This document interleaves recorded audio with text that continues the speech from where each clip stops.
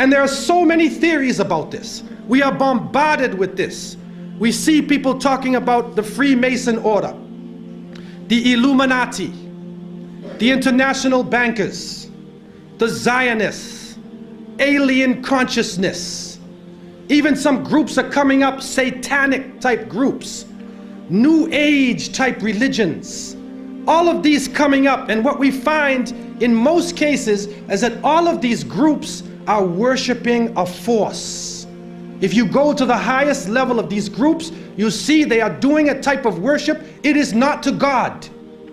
It is not the God of Moses or Jesus or Muhammad, peace be upon them. It is another force. And they are worshiping this force. They are seeking and taking strength out of this force.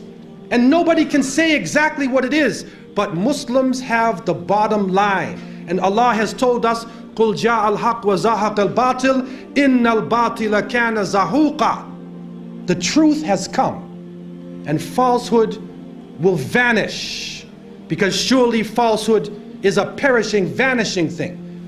The Prophet, peace be upon him, said, there would come in the end of time great liars, kadhabun, dajjalun, to the point where they are false Christs, claiming to be false prophets, would lead you astray. And they will come to you with a type of speech that you nor your parents have ever heard of before. Beware of them. Beware that they take you astray. Beware that they put you into a fitna, a trial, and a temptation. And we are witnessing today, with the advent of the new technology, that human beings have the ability to send information throughout the planet simultaneously. We have the ability to witness events here in Australia that could be happening in other parts of the world. In Europe, we could witness these events. But at the same time, we can be confused simultaneously. The whole world can be lied to at once. And they have the ability to twist around, to develop, to put together images and sounds, and to develop this story, which, although it is not true, appears to be true. And you know it's not true, but you watch it as though it is true, and it affects the way you think. And so, as the Prophet, peace be upon him, said, Sadaqa Rasulullah alayhi salatu wasalam, they will come to you with a type of speech that you nor your parents have ever heard of before. You have never heard this thing before. Sadaqa Rasulullah alayhi salatu wasalam. We begin to see the climax of a major change in society, the climax of a new world order. And we begin to see a type of integration between information technology and trade. We begin to see the economy, politics, culture, and ideology being transported simultaneously from nation to nation. And with this technology, with the ability to transport ideas, the very value systems of people, the way that they eat, what they enjoy to do, how they enjoy recreation, their racial concepts, their culture, their ideology being transported all around the world, a type of globalization. And with this boom in the information technology, and with this major event that takes place, now it comes to a culmination, and it starts to reach a high point. And so the innocent people, we look at this and we say, what is going on? What is happening to the world that had so many different varying views, different nations, different ways of approaching things that can complement each other? Now we see politics is stripped of real power, that the economy governs all social exchange. We see that the states serve the financial power structures, that the real power is no longer in the hands of the generals, But the real power now switching to the hands of the people who run the economy, to the banking systems. And then we see that politicians play the role of public relations officers only to control the masses, either by lulling them to sleep or by terrorizing them. And then we see that the masses of the people become helplessly preoccupied. Their lives are now bombarded with a series of cultural events. And these cultural events start to become the most important things in their lives.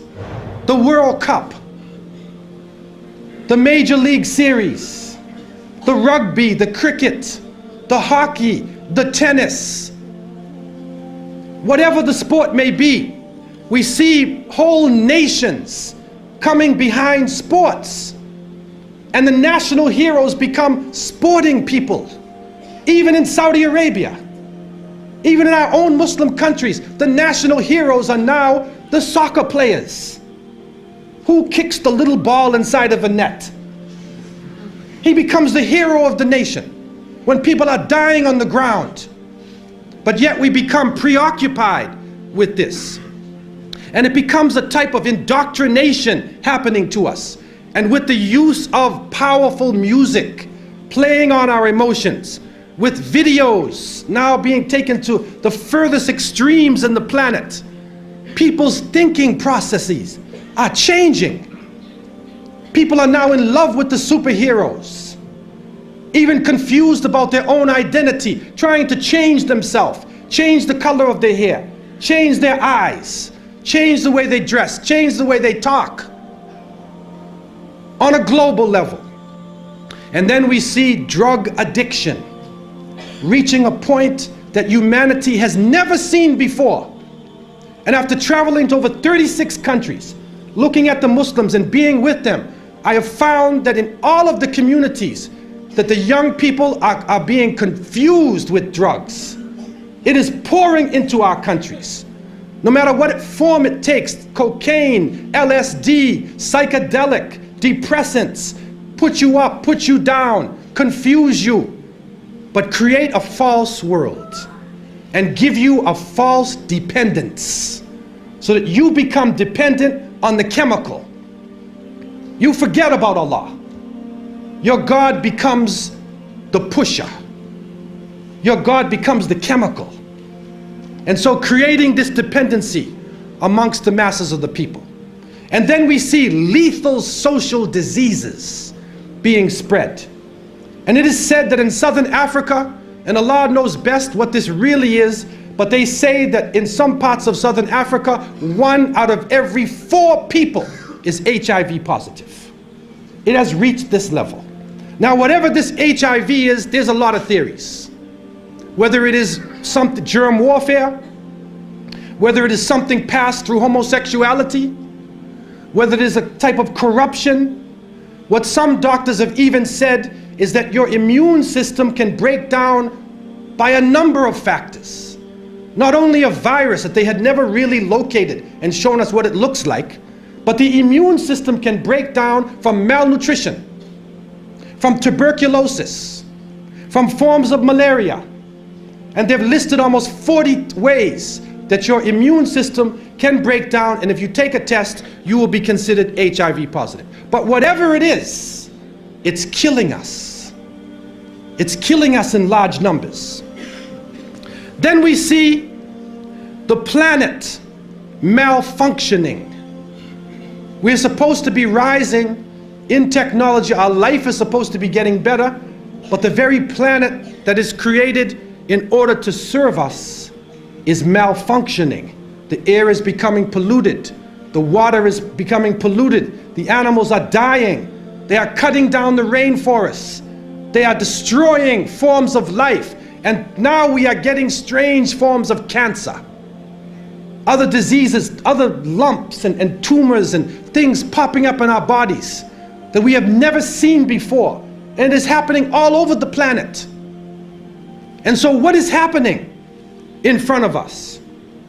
When people begin to speak out, when they try to protest what is going on, even in a legal way they are protesting, they find themselves either swamped with false information coming out of the technology, or they find themselves terrorized. They find themselves in a state of fear. And so when the events happen as September 11th, the world changes. Those who are connected to the electronic technology are put into a state of fear, and images are being placed in front of their eyes as the images were before, and these images are connected to the geopolitical situation. Don't be fooled. What is going on? We see everything is moving toward one world state, one world police force, one world bank, and one world unelected elite that rules over us not based upon the will of the people or democracy, but rules over because of control of the bank.